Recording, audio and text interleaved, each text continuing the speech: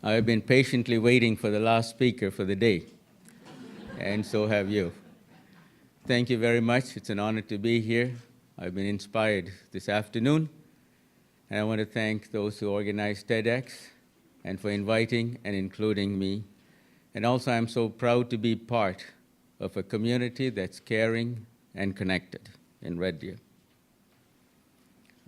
About 5 years ago, I was standing right at this gate with Gord Bonji and his daughter and a couple of people from Lacombe, the Kennedys.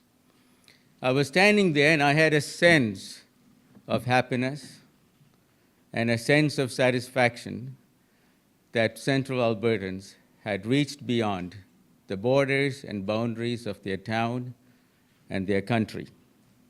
I was seeing children walking from their dormitory to their classroom. These were no ordinary children. They were disabled children, at one time crawling, but now being able to walk a little better, maybe not as normal, over to the school right across the road. But I was not quite ready to see this scene. There were girls crawling to go to school from the dormitory to the classroom across the road, from the gate where I was standing. Also that day were with me two others from Red Deer. One was, both of them were welders, John Medag and Bob Moore. They asked me what had happened, and I told them that these girls were too old by the time we found them, and the surgery would not work, so they had to spend the rest of their lives crawling. John and Bob replied that we are not doctors, we are not physiotherapists, but we can do the one thing we could. They were welders. They built a beautiful wheelchair factory so these children did not have to crawl, but were able to ride. This taught me an important lesson. They connected, they saw the need, and did the one thing they could. As I was seeing these girls struggling to get to school, I was reminded of another girl by the name Florence. Florence was also struggling to go to school. She was born to a family of 9 girls, and she did not have an opportunity to go to school. She was not able to get an education because her parents were not able to afford schooling for her.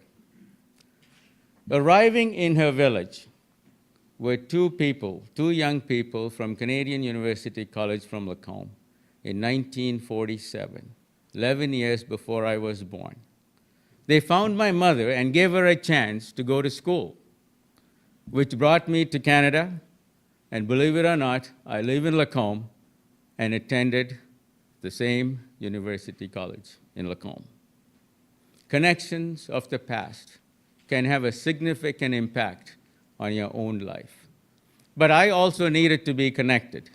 And that happened to me on one of my trips when I went to see a project that A Better World had started, and when I met Ken Hill. Ken Hill was a physiotherapist, taught physiotherapy, and had volunteered his time to go and help in one of our projects. So I went to see him. And when I went over there, my life was transformed. It's not so much what he did, it was very important, but how he did it. There were hundreds of children that would come to him and say 3 words: I want walk, I want walk, I want walk. And as I saw him touch the children with his bare hand, they had walked through mud, through rocks, through bushes. Some had blisters, some were bleeding, but he would take his bare hands and touch those children. He would twist their feet to show me what could be done for $50 or $100. That image was so etched in my mind that I said, I want to make a difference in the world. I wanted others to experience what it would be like to connect, to see, and to do the one thing they could. The $5,000 that we invested with a few of us now has taken over 2,000 volunteers from Alberta and across Canada to other places, 25 permanent volunteers.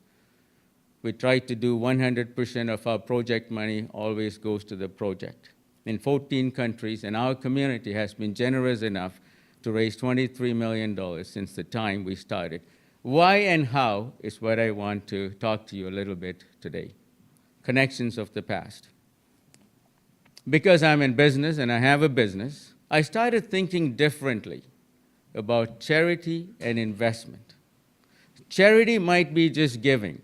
Investment involves measuring the returns, making sure there are results, and that there were lasting solutions. Two unlikely things to be connected, charity and investment. I want to give you two examples of what I mean by charity versus investment. This is a school in Kenya, one of the first projects, early projects that we did, a school for about 165 students in these 3 classrooms. The principal came to me and said, we need a classroom, and it was obvious. And we asked him what is the one thing they were willing to do, because they too had connected to their own needs and saw what their children needed. And the principal said the children would bring a rock to school every day over 3 months. You can see the pile of rocks. And he said the parents would come, sit down, and break them into smaller pieces to make gravel so they can make a foundation. They would come there and sit in the hot sun and start breaking those rocks into pieces. But back home in Canada, you may not be able to read this sign. You can see the transformed school, the investment and understanding what it could do. Were 2 schools. There were others, Lindsay Thurber School and the Lacombe Composite School students. They raised the money, the one thing they could do, and we were able to invest and transform this school. One more example. I was visiting this orphanage, and there was a big plot of land. And the director came to me. He had started this orphanage with 4 children, and there were 200 of them by the time we were introduced to him. And he came to me and said, I have seen those ads in your country where on Sunday mornings for $25 a month, you can feed the children. I'm sure some of you are engaged in that. It's a good thing for the most part. Give you a credit card and the $25 is taken and somebody promises to feed the children. Well, I tell my wife, if we can raise a child for $25, I'll send my children over there too. But the point is how many growing seasons do we have in Canada?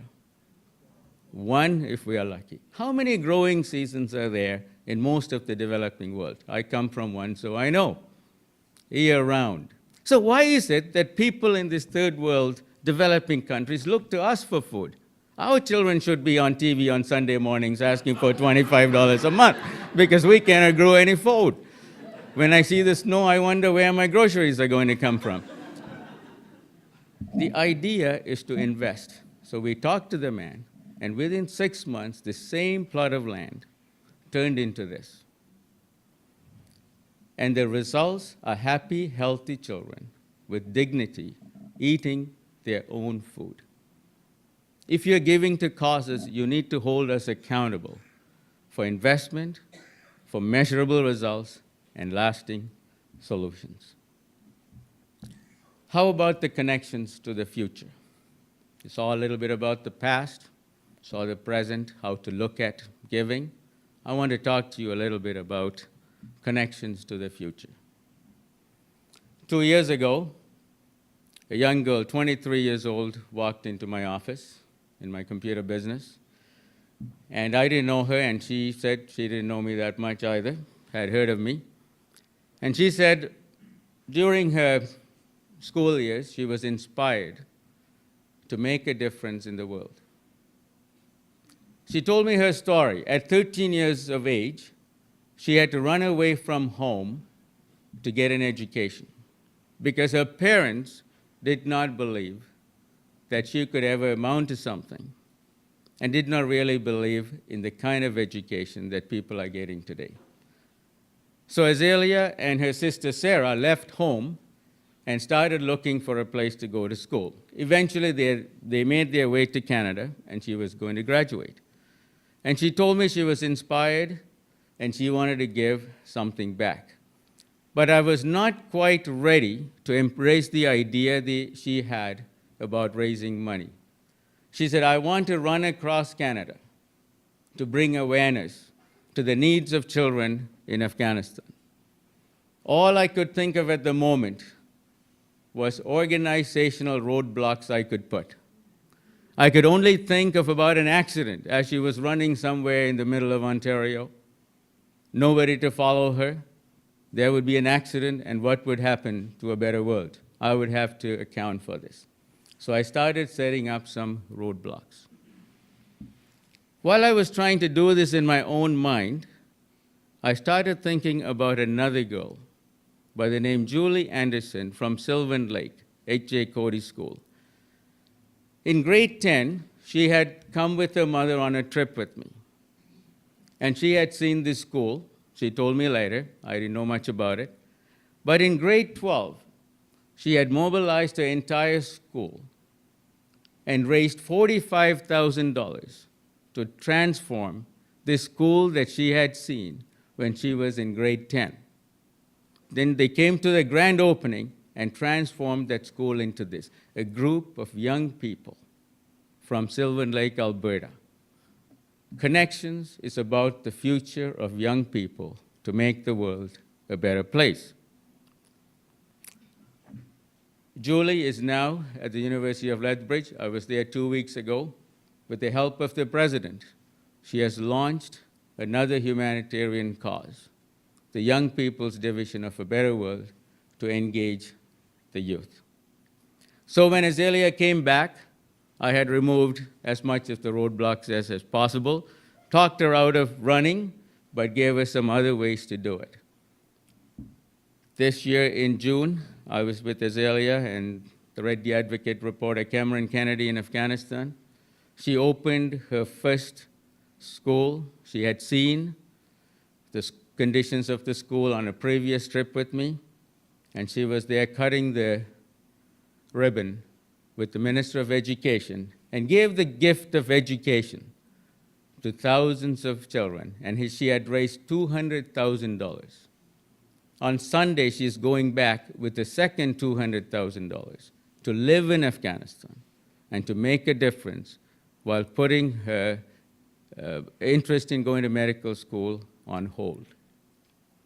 Connecting to the youth of today will give us the future.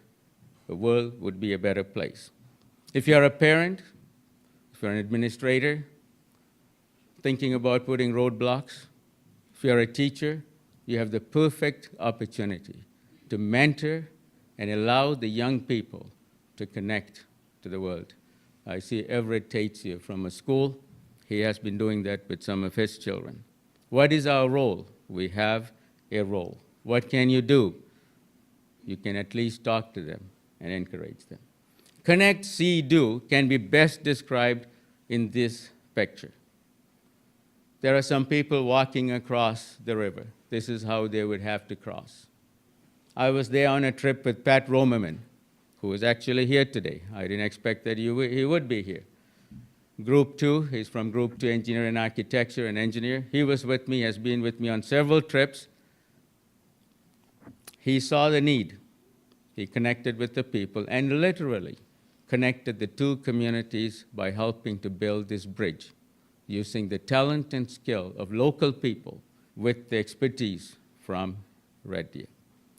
If there were only 2 pictures I could show about the need to connect and see and do the one thing you could do, it will be these next 2 pictures. I was at an orphanage, and this is Dominique in the middle. And the physiotherapist who was with me said, Dominique could benefit from a surgery. He was not able to walk quite properly. He said we could take him for a surgery and he would come back, and within several months he would be able to walk. But she said it's important that we bring all the children together and tell the children that Dominique would be gone and that it would be necessary that they don't feel fearful as to what happened to Dominic.